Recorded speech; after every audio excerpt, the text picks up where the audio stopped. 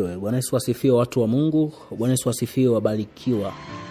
Mungu akubariki sana mtumishi wa Mungu Mwafiela Mwalimu kwa nafasi ya kipekee sana ambayo umenipa kuweza kuzungumza na kanisa la Kristo kwa njia hii ya mtandao kutoka huku niliko. Nafahamu umbali sio kizuizi, imani pekee ndio kitu ambacho kinatuunganisha. Kwa hiyo hata kama tukiwa mbali, kitu pekee ambacho kinatuunganisha watu hata tukiwa mbali ni imani. Na mahali popote pale ulipo, ninakuombea neema ya Mungu ikawe kubwa, ikawe nyingi unapojiunganisha kwenye madhabahu hii ya mtumishi wa Mungu ambayo Mungu amemweka kwa zamu yake na kwa nafasi yake kwa ajili ya kuhudumia maelfu na maelfu. Na wewe ni miongoni mwa yule ambaye Mungu amekukusudia kwa ajili ya kuweza kufanya vitu vikubwa na vitu vya thamani kwenye maisha yako. So, watu wa Mungu, leo natamani nihitimishe kwa sehemu kabla sijamkaribisha mtumishi wa Mungu kwenye kitabu kile cha Marko sura ya 5 na ule mstari wa 29. Mstari wa 29 kuna kitu nataka nizungumze hapo. Marko sura ya 5 na ule mstari wa 21. Mstari wa 21. Kumbuka leo kuna title ambayo inasema binti yangu mdogo yu katika kufa. Ikumbukwe tupo kwenye season ya Mighty Turnaround. Kwa hiyo katika hiyo Mighty Turnaround leo natamani nizungumze kitu ambacho kinazungumza ya kwamba binti yangu mdogo yu katika kufa. Na hii habari tunaipata kwenye Marko sura ya 5 na ule mstari wa 21. Biblia inasema hata Yesu alipokwisha kuvuka kurudia ng'ambo katika kile chombo, wakamkusanyikia naye alikuwa kando ya bahari. Akaja mtu mmoja katika wakuu wa sinagogi, jina lake Yairo. Hata alipoona kaanguka miguuni pake, akamsihi sana akisema, binti yangu mdogo yu katika kufa. Binti yangu mdogo yu katika kufa. Kuomba uje uweke mkono wako juu yake apate kupona na kuishi. Akaenda pamoja naye, mkutano mkuu akamfuata wakimsonga-songa. Na hapo ikaruka kidogo, alafu tunaenda ule mstari wa 35. Hata alipokwisha kunena, wakaja watu kutoka kwa yule mkuu wa sinagogi wakisema, binti yako amekwisha kufa, kwani kuzidi kumsumbua mwalimu? Lakini Yesu alipolisikia lile neno likinenwa, akamwambia mkuu wa sinagogi, usiogope, amini tu. Usiogope, amini tu. Wala hakumruhusu mtu afuatane naye ila Petro na Yakobo na Yohana na nduguye. Wakafika nyumbani kwa yule mkuu wa sinagogi, akaona ghasia na watu wakilia, wakifanya maombolezo makuu. Alipokwisha kuingia, akawaambia, mbona mnafanya ghasia na kulia? Kijana hakufa bali amelala tu. Kijana hakufa bali amelala tu. Shika hizo point. Kijana hakufa bali amelala tu. Wakamcheka sana. Naye alipokwisha kuwatoa nje wote, akamtoa babaye yule kijana na mamaye na wale waliokuwa pamoja naye, akaingia ndani alimokuwamo yule kijana. Akamshika mkono kijana, akamwambia, talenta 10, tafsiri yake msichana na kuambia inuka. Msichana na kuambia inuka. Mara akasimama yule kijana akaenda, maana alikuwa amepata umri wa miaka 12. Mara wakashangaa mshangao mkubwa. Watu wa Mungu, leo napoendelea hapa, natamani nizungumze kwa habari ya mtu mmoja ambaye anaitwa Yairo. Yairo alikuwa na binti. Biblia inazungumza ya kwamba Yairo alipokwenda kwa Yesu akamwambia, binti yangu mdogo yu katika kufa. Hii kupe tafsiri ya kwamba Yairo alikuwa na mabinti ambao ni wakubwa. Kwa hiyo alipokuwa anaenda kwa Yesu alienda specific kwamba binti yangu mdogo. Manake alikuwa na mabinti wengi. Kwa hiyo kwenye level hiyo ambayo alimfuata Yesu, alikuwa anamwelekeza ya kwamba binti ambaye yu katika kufa ni binti yangu mdogo. Kwa hiyo nina mabinti wengi, lakini tatizo limempata binti yangu ambaye ni mdogo. Natamani ufuatane na mimi. Kuna ujumbe mzuri ambao Mungu anatamani kuzungumza na wewe mahali popote pale ulipo. Anatamani kuzungumza na maisha yako, anatamani kuzungumza na kesho yako, anatamani kuzungumza pia na baadaye yako. Yairo anamwambia Yesu kwamba binti yangu mdogo yu katika kufa. Maana yake alikuwa na binti, na huyo binti alikuwa yupo katika pointi ya mwisho, yu katika kufa. Maana yake yupo kwenye pointi ambayo yeye haelewi chochote, hajui atafanya nini. Yairo alikuwa kwenye hiyo pointi ambayo haelewi itakuwaje. Anamwambia binti yangu mdogo yu katika kufa. Na ikumbuka Yairo alikuwa ni mkuu wa sinagogi, anamfuata Yesu aweze kufanya chochote kwa binti ambaye yupo katika kufa. Na Yesu akamwambia Yairo kwamba nitakuja nimponye, nitakuja kuleta uponyaji kwako. Biblia inazungumza kwamba akatokea mwanamke mwingine, kuna habari katokea pale, lakini chini wakaja watu kutoka kwa yule mkuu wa sinagogi, wakamwambia Yairo, kwa nini kuzidi kumsumbua? Binti yako amekwisha kufa. Kwa maana yake the time ambayo Yairo alikuwa anatafuta msaada kwa Mungu, tatizo likaongezeka kwake. Kuna watu ambao kadiri wanavyomuomba Mungu ndivyo ambavyo matatizo yanaongezeka. Kuna watu ambao wanafika kwenye pointi ambazo wanaona hakuna haja ya kuomba tena, hakuna haja ya kumtafuta Mungu tena, hakuna haja ya kujisogeza kwa Mungu tena, kwa sababu the moment anavyoomba, the moment anavyojisogeza kwa Mungu, ndivyo ambavyo matatizo yanakuwa makubwa sana. Na huu ni uongo wa shetani, kwa sababu kuna wakati unaweza ukawa na agenda nyingi sana, kuna vitu vingi sana ambavyo unataka Mungu akutendee. Shetani anatengeneza akili yako ya kwamba Mungu hawezi. Na moja ya kitu ambacho shetani anacheza na watu tofauti tofauti ni wakati wa kuomba. Anakuletea mawazo tofauti tofauti, umuone Mungu kwamba hawezi, umuone Mungu katika udogo. Ndio maana wale watu wakaja wakasema, Yairo, kwa nini kuzidi kumsumbua mwalimu? Binti yako amekwisha kufa. Natamani ufahamu jambo moja, usije ukaogopa vitu vyako vikifa. Usije ukaogopa vitu vyako vikifa. Leo natamani nizungumze juu ya watu ambao vitu vyao vimekufa na wamekata tamaa kwamba haiwezekani. Kuna watu ambao mikono yao haizalishi tena, mashamba yao hayazalishi tena, uchumi wao hauendi tena, ndoa zao haziendi tena, furaha kwao imekufa. Sasa kuna wakati ambao ulimuomba Mungu akupe furaha, akati kidogo mna furaha kwenu. Kuna wakati ulimuomba Mungu apandishe level yako ya biashara, kipindi hicho biashara kidogo inachanua au kidogo inachechemea. Lakini imefika hatua, the moment unamuomba Mungu akuze biashara, akuze uchumi, ndivyo ambavyo kazi zako zinakufa. So usije ukakata tamaa kwamba Mungu hawezi akafanya kwa sababu kitu kimekufa. Sisi tunamwamini Mungu ambaye anaishi, tunamwamini Mungu ambaye anatenda mambo makubwa. So no matter vitu vimekufa. Ndio maana wao walisema binti yako amekwisha kufa. Manake mtoto amekufa, no hope nyingine. Mwalimu Mafiela, unajua kuna watu ambao wamemtengeneza Mungu kwenye dimension ambayo binafsi wanaona Mungu kwenye hiki kitu hawezi. Ndio maana wale watu waliokutoka kwa mkuu wa sinagogi wakamwambia Yairo, binti yako amekwisha kufa. Kwa nini unazidi kumsumbua mwalimu? Yesu akamwambia, Biblia inasema Yesu alipolisikia lile neno likinenwa, Yesu alipolisikia neno likinenwa, kuna maneno ambayo yananenwa. Ni maneno gani yanayonenwa juu yako kuhusu shida yako? Yesu huwa anasikia kila neno linalonenwa kuhusu wewe. Kuna vitu vingine ni afadhali watu wakunenee kuhusu shida yako kuliko wewe kujinenea. Yairo watu walimnenea, na Biblia inasema Yesu alipolisikia lile neno likinenwa. Neno lipi? Kwamba kwa nini unazidi kumsumbua mwalimu? Uwe na uhakika kila aina ya maneno yanayonenwa kuhusu wewe kushindwa, kwamba haiwezekani, Yesu anayasikia, Mungu anayasikia. Sasa Yesu alifanya nini aliposikia neno likinenwa kwa Yairo? Alimwambia Yairo, usiogope, amini tu. Usiogope, amini tu.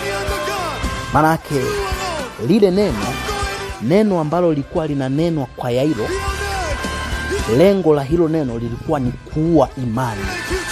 ni kuua imani ya Yairo. Na Yesu akamwambia usiogope, amini tu. Maana yake chochote cha maisha ambacho kimebadilika, Mungu yuko mwana mageuzi ambaye anaweza kageuza chochote. Yeye ambaye anaweza kageuza jambo baya likawa zuri. Maana yake yeye ni Mungu ambaye hashindwi kugeuza chochote cha maisha yetu. Chochote ambacho wewe kwako kimefika at the maximum, kimefika pointi ya mwisho, yuko Mungu ambaye anaweza akachange hiyo situation. Yuko Mungu ambaye anaweza kabadilisha hiyo season. Mimi namwamini Mungu kwa ukubwa sana. Mungu ambaye anaishi, Mungu ambaye yuko hai, Mungu ambaye anazungumza na maisha yako na anazungumza na kesho zako. Wala usiogope chochote. Ya hilo Yesu akamwambia usiogope, amini tu. Na ukisoma mbele, Biblia inazungumza Yesu alipoenda kwa yule mkuu wa sinagogi aliwakuta watu wakilia. Na Yesu aliwaambia kijana hakufa, amelala tu.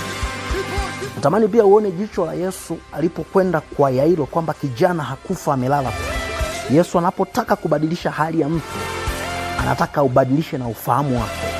Mungu anapotaka kubadilisha vitu ambavyo kwako vimekuwa ni vigumu, kwako ulivikatia tamaa, anabadilisha na ufahamu wako. Yesu alipofika alibadilisha ufahamu. Ndio maana alianza kumbadilisha Yairo kwamba usiogope, amini tu. Kwamba Yairo, ufahamu wako ambao wamekuingizia huo ufute. Na ndicho kitu ambacho adui anakiingiza kwenye maisha yetu. Unapopita kwenye nyakati ngumu, anabadilisha fahamu zetu, tumuone Mungu kama ni adui, tumuone Mungu kama hawezi, tumuone Mungu kama haiwezekani chochote. Kwa hiyo moja ya kitu ambacho anakifanya ni kubadilisha ufahamu wa kwetu, ni kubadilisha mentality za kwetu, ni kubadilisha vile vitu ambavyo sisi tunavyo, ni kubadilisha vile vitu ambavyo sisi tunavyo. So, moja ya kitu ambacho inabidi tukifanye ni kuangalia namna gani ya kuishi na kutembea katika dimension ambayo ni nzuri. Mungu alibadilisha ile hali ya Yairo. Yairo alikuwa na hali mbaya, alikuwa anawaza namna gani ambavyo mtoto wake ataweza kupona, lakini Yesu alibadilisha ile hali. Hiyo ikupe imani ya kwamba hakuna kitu chochote ambacho Mungu hawezi akabadilisha kwenye maisha yetu. Hakuna hali zozote kwenye maisha yetu ambazo Mungu hawezi akabadilisha. Alibadilisha hali ya mtoto aliyekufa mpaka kuwa hai.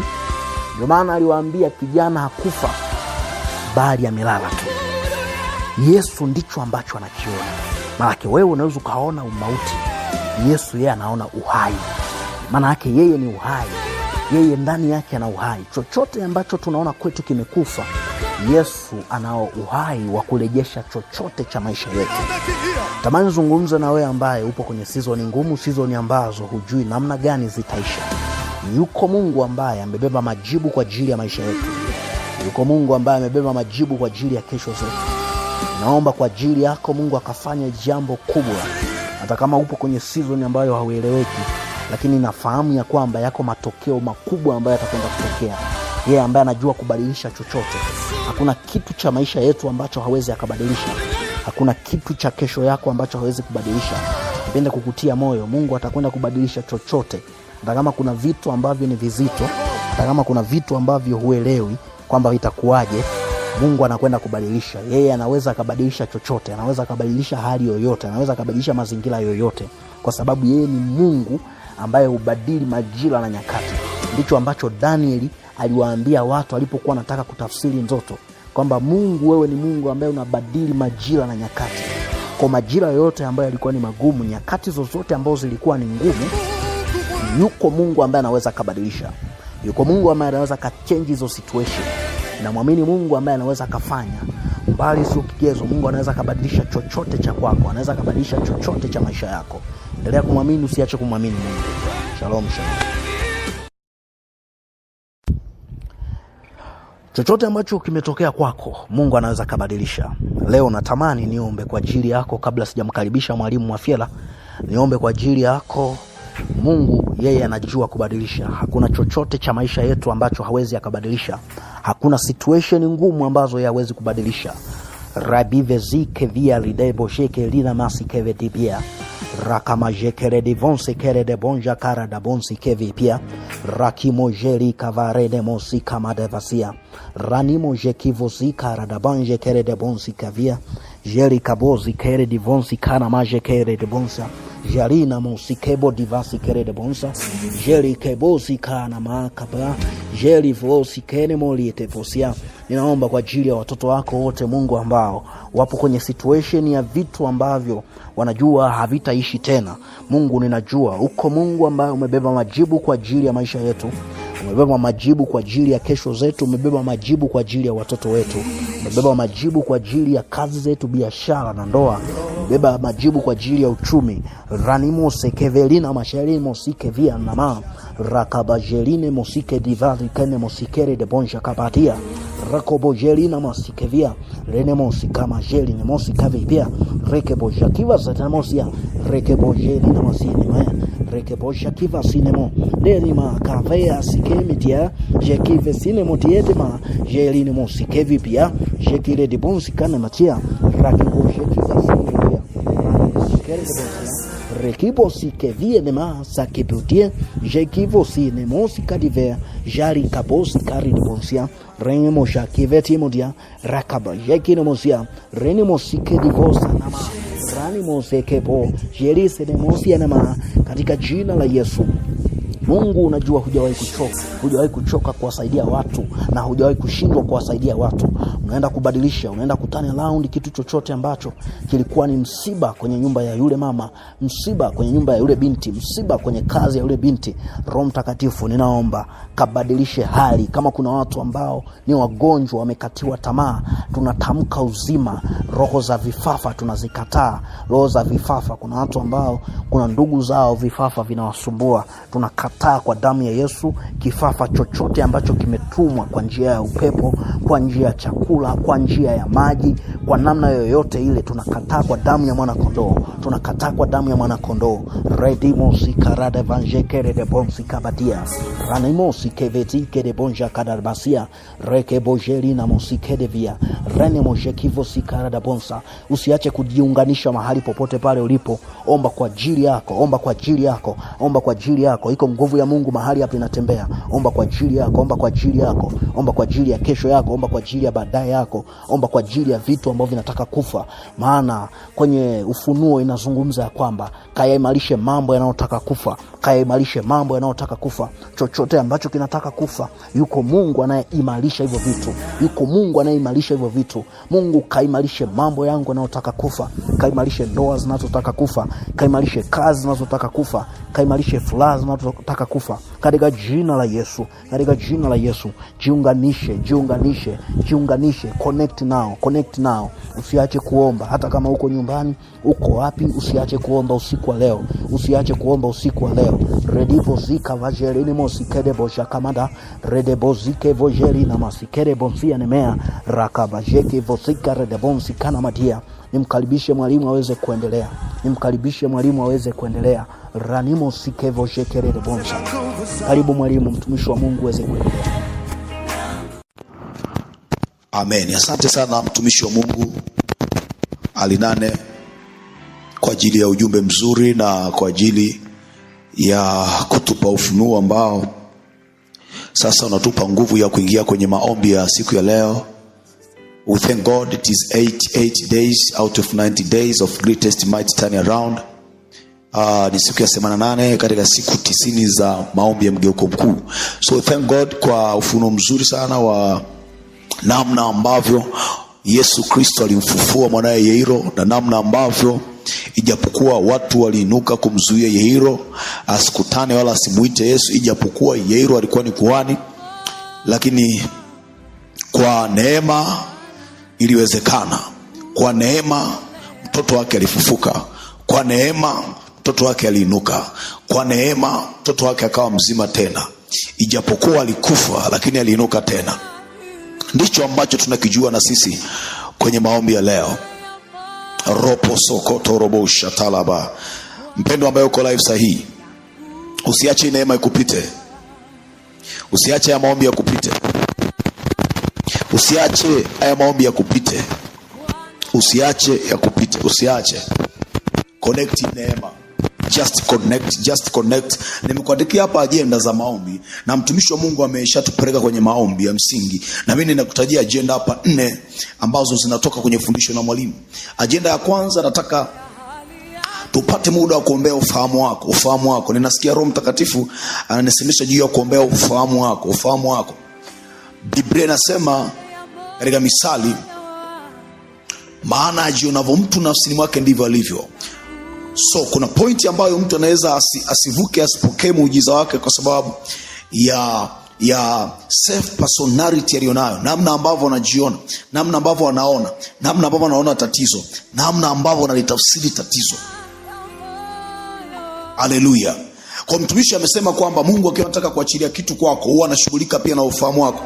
Anaugeuza ufahamu wako, anageuza namna unavyoona, anageuza namna unavyoona. Mungu ageuze namna yako ya kuona vitu kuanzia sasa. Mungu ageuze namna yako ya kuona. Kuna mahali unaona tatizo ni kubwa, lakini Mungu akigeuza mtazamo wako sahihi, akigeuza namna unavyoona hilo jambo, utaanza kuona ni jepesi, utaanza kuona linawezekana, utaanza kuona kwamba it is possible in the name of Jesus. Baba, geuza rakasakatabakasakataladababu.